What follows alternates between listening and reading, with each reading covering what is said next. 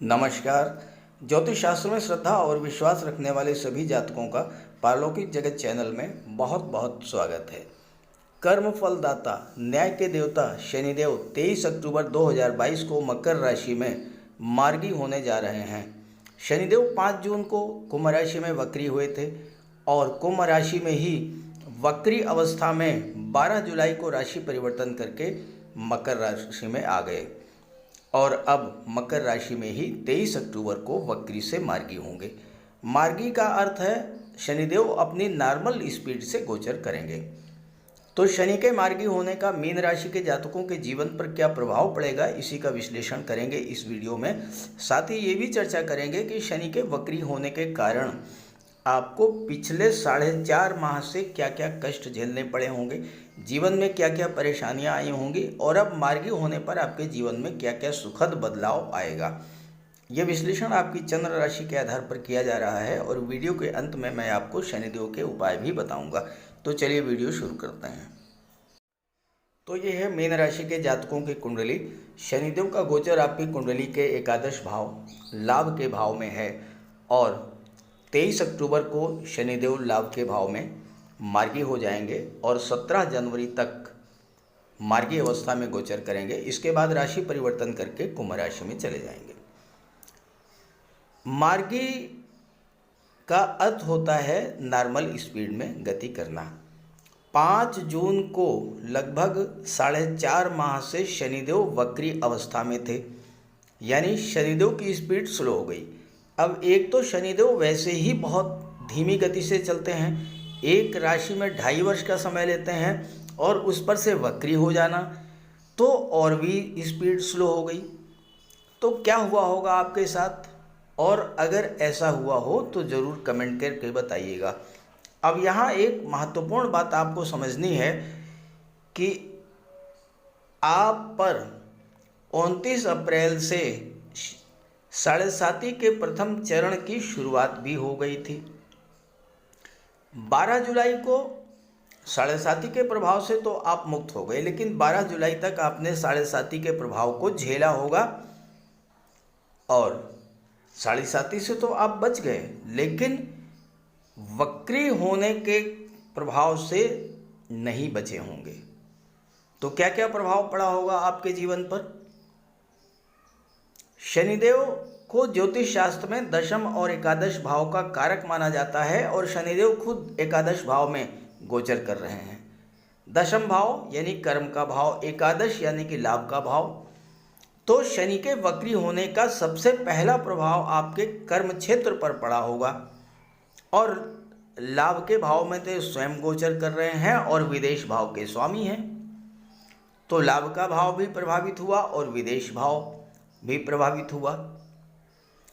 गोस्वामी तुलसीदास जी ने लिखा है, सकल पदार्थ है जगमाही, कर्महीन नर पावत नहीं। यानी समस्त भोग्य पदार्थ इस संसार में उपलब्ध हैं, लेकिन बगैर कर्म किए कोई भी मनुष्य उन्हें प्राप्त नहीं कर पाता है। तो जीवन में कुछ पाने के लिए, कुछ बनने के लिए कर्म तो अनिवार्य है और जब कर्म के कारक ही वक्री हो जाएं तो सीधी सी बात, काम में मन नहीं लगा होगा, शरीर में आलस्य और थकान बढ़ गया होगा, पहले तो कोई काम शुरू करने का मन ही नहीं हुआ होगा और अगर आधे अधूरे मन से कार्य की शुरुआत भी की होगी आपने, वह कार्य पूरा नहीं हुआ होगा। कार्य क्षेत्र में तरह तरह की विघ्न बाधाएं आई होंगी। शनि अष्टम भाव के, छठे भाव के, 8वें भाव के, 10वें भाव के और 12वें भाव के कारक होते हैं। छठा भाव रोग और ऋण का है और इसके स्वामी हैं सूर्य और सूर्य शनि के शत्रु हैं। शनिदेव को ज्योतिष शास्त्र में पैरों का प्रतिनिधित्व दिया गया है, तो आप जोड़ों के दर्द, थकान, जॉइंट पेन्स, पिंडलियों के दर्द, इन सब समस्याओं से पीड़ित हुए होंगे। शनि के वक्री होने के कारण आपका लाभ भाव भी प्रभावित हुआ, तो आप आर्थिक समस्याओं से जूझे होंगे, फाइनेंशियल क्राइसिस से भी आप गुजरे होंगे और इसी बीच 16 सितंबर से आप डेट नोट करिए और कमेंट करके ज़रूर बताइएगा कि आपको इस गोचर काल में क्या क्या समस्याएं आई थीं। 16 जुलाई से 17 अगस्त सूर्य का गोचर कर्क राशि में था। सूर्य और शनि का सीधा दृष्टि संबंध बना, जिससे कि सूर्य भी पीड़ित हुए और शनि भी पीड़ित हुए। तो आपको नेत्र कष्ट, बोन्स की प्रॉब्लम हुई होगी। और अगर आप हार्ट डिजीज के पेशेंट हैं, हाई ब्लड प्रेशर के पेशेंट हैं, हाइपरटेंशन के पेशेंट हैं, तो आपका बहुत सारा पैसा दवाइयों पर नष्ट हुआ होगा। शनि 12वें भाव के भी स्वामी हैं और 12वां भाव खर्चों का होता है, तो खर्चे आपके बढ़े होंगे और फालतू के खर्च बढ़े होंगे। एक तो पैसा नहीं आया होगा, ऊपर से खर्च बढ़ा होगा, तो आपको हो सकता है कि कर्ज भी लेना पड़ा हो। शनि 12वें भाव के स्वामी हैं, 12वें के कारक भी होते हैं, तो विदेश से संबंधित कार्यों में भी बाधा आई होगी। आपके चक्कर अस्पताल और मेडिकल स्टोर्स के लगे होंगे। हो सकता है कोर्ट कचहरी का कोई मैटर उलझ गया हो। शनि अष्टम के भी कारक होते हैं और अष्टम भाव आयु का होता है, मृत्यु तुल्य कष्टों का होता है और दुर्घटनाओं का होता है। हो सकता है कि इस गोचर काल में चोट चपेट या दुर्घटना की घटना भी आपके साथ घटित हुई होगी। तो ये सब कुछ आपके साथ हुआ होगा और अब धीरे धीरे उसमें सुधार होना शुरू हो जाएगा। आज है 2 अक्टूबर और आप सभी को गांधी जयंती की बहुत बहुत शुभकामनाएं भी देता हूं। और आइए अब बात करते हैं कि शनि के मार्गी होने से क्या सुखद परिवर्तन आएगा आपके जीवन में। शनिदेव 23 अक्टूबर को मार्गी होंगे, लेकिन मार्गी होने की जो प्रक्रिया है वो तो अक्टूबर के पहले सप्ताह से शुरू हो जाएगी। आप कॉमन सेंस यूज कीजिए। ऐसा तो है नहीं कि 22 तक वक्री रहेंगे, एकदम से जंप लेंगे और 23 में मार्गी हो जाएंगे। स्पीड तो धीरे धीरे ही बढ़ेगी, यानी मार्गी होने की प्रक्रिया भी धीरे धीरे शुरू होगी। तो मार्गी होने का फल आपको अक्टूबर के फर्स्ट वीक से ही मिलना शुरू हो जाएगा। अब क्या क्या प्रभाव आप पर पड़ेगा। दशम के कारक हैं शनिदेव, तो कार्य क्षेत्र को गति मिलेगी, अधूरे कार्य आपके पूरे होंगे, काम में मन लगेगा, नए व्यापार व्यवसाय की आप शुरुआत कर सकते हैं। नौकरी में हैं तो कार्यस्थल पर परिस्थितियां आपके अनुकूल हो जाएंगी, बॉस और सहयोगियों का सहयोग भी मिलेगा। हो सकता है कि आपका प्रमोशन भी हो या फिर आपको वेतन वृद्धि का लाभ मिले या मनचाही जगह पर आपका ट्रांसफ़र भी हो जाए। दशम में शनि का गोचर है तो धन का आगम भी अब शुरू हो जाएगा। रुका हुआ पैसा मिलेगा, राज्य से पैसा मिलेगा, सरकारी पैसा मिलेगा, आय के नए नए द्वार खुलेंगे और अचानक से धन प्राप्ति के भी योग बनेंगे। चूंकि राहु धन के भाव में गोचर कर रहे हैं तो अचानक से धन की प्राप्ति भी करा देंगे। स्वास्थ्य समस्याएं भी धीरे धीरे ठीक होने लगेंगी और जब धन आएगा तो कर्ज भी उतर जाएगा। छात्रों के लिए भी बहुत अच्छा रहेगा ये समय,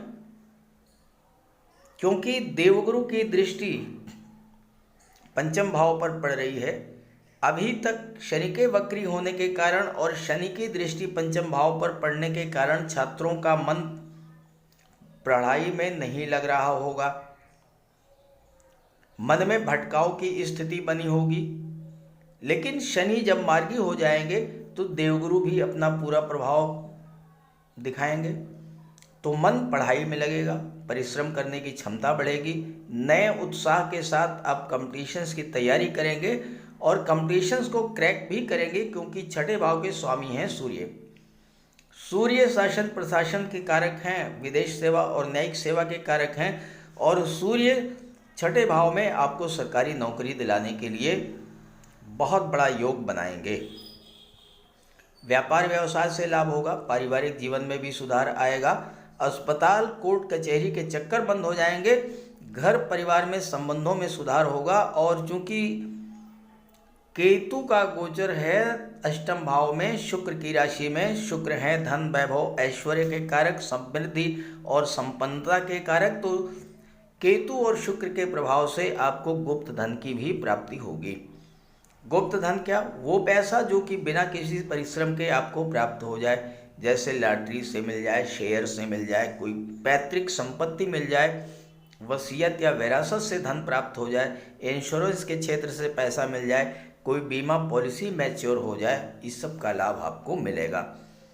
और देवगुरु की दृष्टि सप्तम भाव पर पड़ेगी। देवगुरु की दृष्टि में अमृत होता है, तो दाम्पत्य सुखों में भी वृद्धि होगी, लव रिलेशंस भी स्ट्रांग होंगे और देवगुरु इस गोचर काल में आपका विवाह भी संपन्न करा सकते हैं।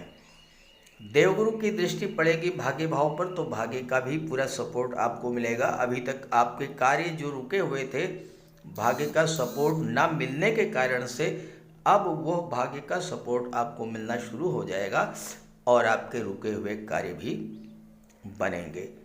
तो आप देखिएगा 23 अक्टूबर नहीं बल्कि उसके पहले ही आपको अपने जीवन में एक सुखद परिवर्तन की अनुभूति होना शुरू हो जाएगी।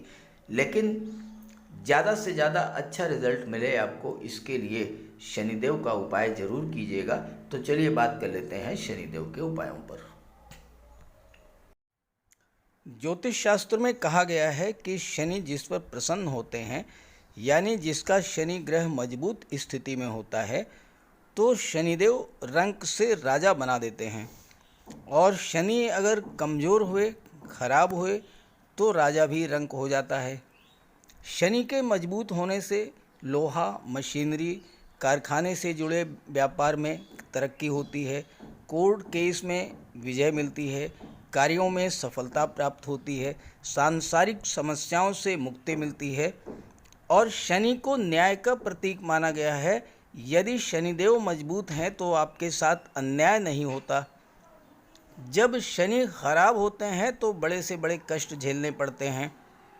तो बात करते हैं शनि के उपायों के बारे में।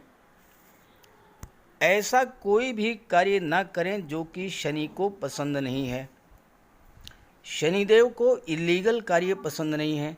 झूठ, फरेब, छल, कपट, धोखाधड़ी, बेईमानी, ये सब शनिदेव को पसंद नहीं है। शनिदेव को परिश्रम, अनुशासन और व्यवस्था पसंद है, तो ऐसे कार्य कीजिए। गरीबों की मदद कीजिए, बुजुर्गों, दिव्यांगों को भोजन दीजिए, वस्त्र का दान कीजिए, किसी ओल्ड एज होम में जाकर के, किसी अनाथालय में जाकर के दान पुण्य का कार्य कीजिए, तो इससे शनि को बल मिलेगा। अगर आपका शनि कमज़ोर है तो आपको कम से कम 19 शनिवार व्रत रखना चाहिए। और इसके साथ साथ शनिवार के दिन एक कटोरी में सरसों का तेल लेकर उसमें अपना चेहरा देखिए और उस तेल को किसी को दान कर दीजिए। इसके अलावा शनिवार के दिन एक पात्र में जल, दूध, चीनी, काला तिल और गंगा जल ये रख लीजिए। इसके बाद पश्चिम दिशा की ओर मुँह करके पीपल के वृक्ष को अर्पित कर दें। इससे भी शनि को बल मिलता है। शनिवार के दिन उड़द से बनी पंजीरी, पकौड़ी, चीला, बड़ा ये सब खाना चाहिए। सरसों के तेल में बने भोज्य पदार्थ ग्रहण करना चाहिए। इससे शनि ग्रह को ताकत मिलती है। केले का भी आप सेवन कर सकते हैं। और शनिवार के दिन कंबल, जूता, चप्पल, लोहा, काले कपड़े और नारियल जटा वाला ये भी आप दान कर सकते हैं। सरसों का तेल का दान कर सकते हैं।